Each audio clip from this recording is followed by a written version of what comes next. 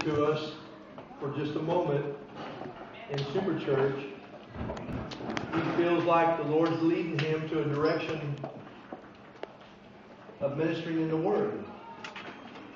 So I told him at that time, let's get started now. The best time to start to do something for Jesus is right now. And so he's been here a couple times before. Guys, I want you over here on the guys' side. Try to remember that. Guys on the guys' side. Even my helpers, that's everybody. And the girls on the girls' side. Thank you.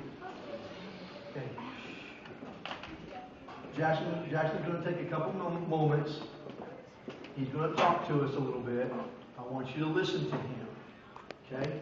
Brother John, if you can come help me kind of sit with these guys over here. Now, the 3, 4, and 5-year-olds are gone.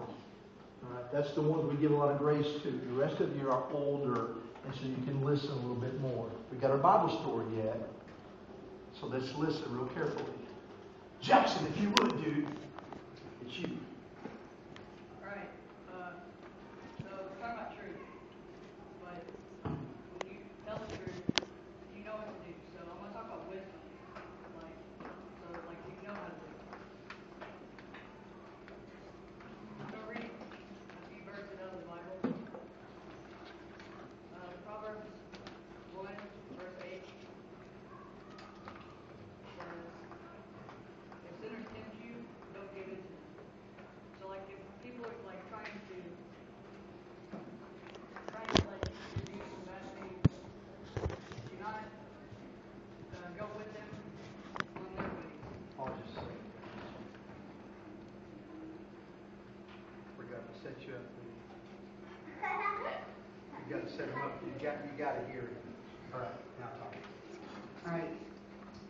So, like, verse 8 says, verse 10, "If sinners tempt you, don't give in to them."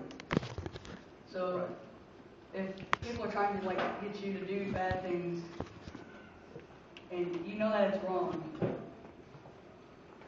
you should not do that. And like, don't go to your friends and be like, "I've already done that. It's not that good." Just tell them you've never done it and you don't want to do it ever.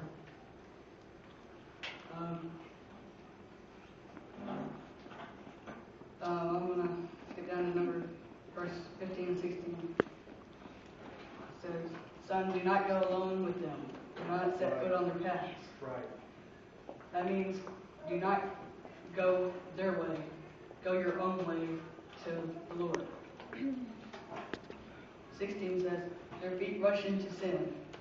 They are swift to shed blood."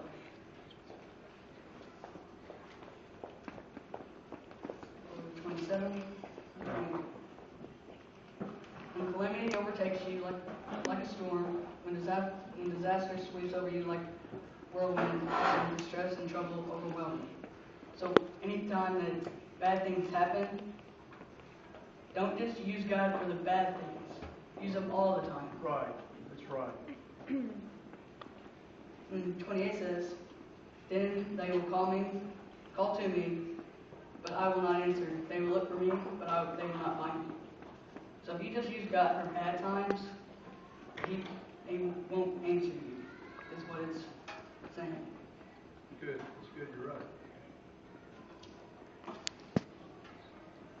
So how many of you guys definitely use Him at bad times? Yeah, we use the back. Yes.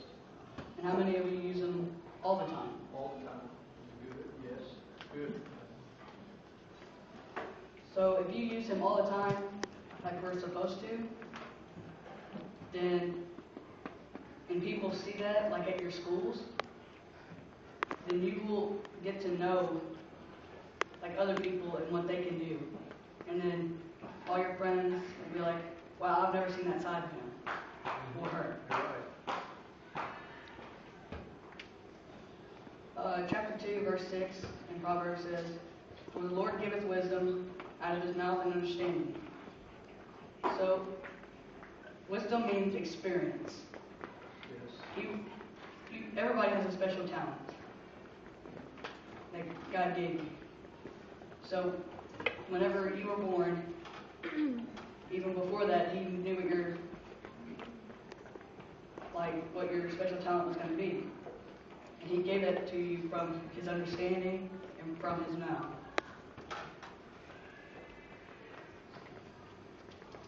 Chapter 3. My son, do not forget my teaching, but keep my commands in your heart. Yes. How many of you can say all 10 commandments?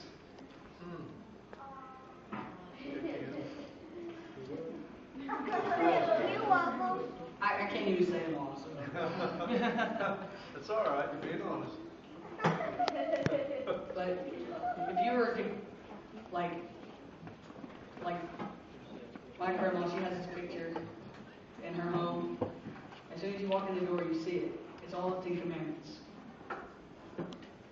And you can forget them, but as long as you will try to remember them, and if you can see them a lot, then you will have them in your heart, like you'll remember them. Verse 2. Verse 7. Do not be wise in your eyes, fear the Lord, and shun evil. Right. So, if you think you're going to be wise in your eyes, then you want to try to be wise in everybody's eyes. Like, they want to see you for one person. Right. And not like if you left church right now and went off and did some bad things, like at school or something, then and somebody that's here today will be like, wow. He was just like saying he will not fear, like he will fear the Lord and will be wise in everybody's eyes, and not his, but he's not that wise. It's true. It's true. Verse 13. Blessed is the man who finds wisdom, the man who gains understanding. Yes.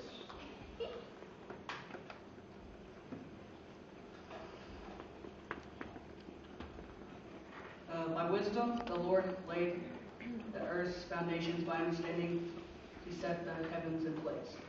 So it's saying that He built this earth for us. He knew it was going to happen. He knows what's going to happen 1,000 years from now. And if we tell the truth about everything, then we will all be together and probably we've all told a lie before, even if it's really tiny. So if you're hanging around at school with your friends and people, and you're sitting over there, and you start talking, and then your friends are like, hey, have you ever seen that movie? And they're like, oh yeah. And then you go home and look for that movie and watch it, just so you know that you can tell the truth about it from now on. Well, why would you say you've seen it if you haven't in the first place? Right.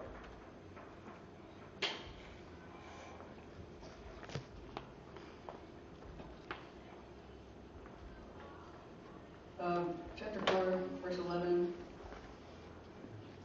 God says, I guide you in the way of wisdom and lead you along straight paths. Right. So, when He guides you one way, He will guide you this way, or this way, or this way. Any way you go, try to stay straight. Yes.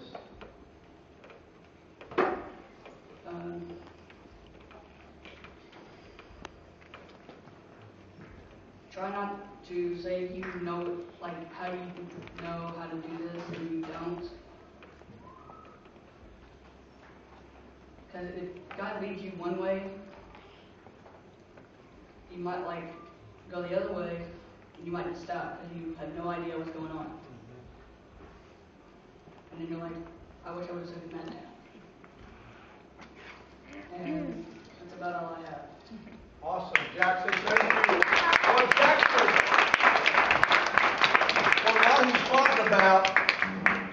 heard, what I received from it, Jackson, is living a life of consistency. Being consistent, whether you're at school, whether you're at home, no matter who you're hanging with. Being consistent, telling the truth. Speaking the truth, living the truth consistently. Because when people see that, I can depend. If I'm consistent, always the same, you can depend upon me. When you're always the same person, okay, not wishy-washy, not one way and then another way, I can depend on a person like that. Kids, when you're consistent in living for God, people can depend on you because they don't see that much. Sometimes what we depend on is people that are inconsistent. When they live one way one time and another way another day. And it's hard to depend on that person because you don't know where they're at. Whether they're up here or down here. In a good mood or a bad mood. Right? So it's consistently living the truth. That would be a good title for that. Give Jackson another great big hand if you would. Awesome. All right.